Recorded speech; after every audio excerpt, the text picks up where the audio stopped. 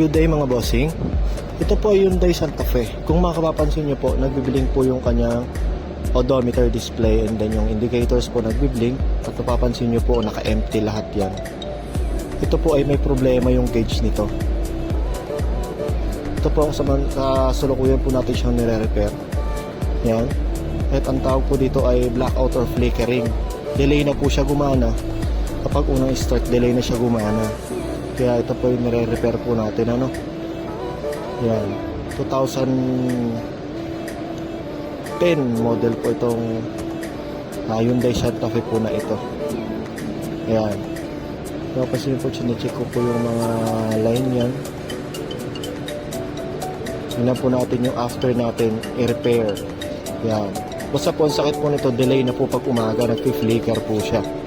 At yung mga gauge ayaw po niyang gumana. At yan po, after natin i-repair, pag on nyo, pansinin nyo po, pumalo agad yung fuel gauge. At yan, yung display niya po ng odometer ay hindi na po nag-blink. Yan.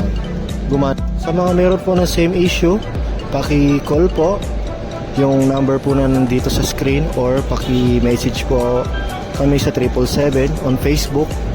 Paki-follow rin po yung ating YouTube channel 777.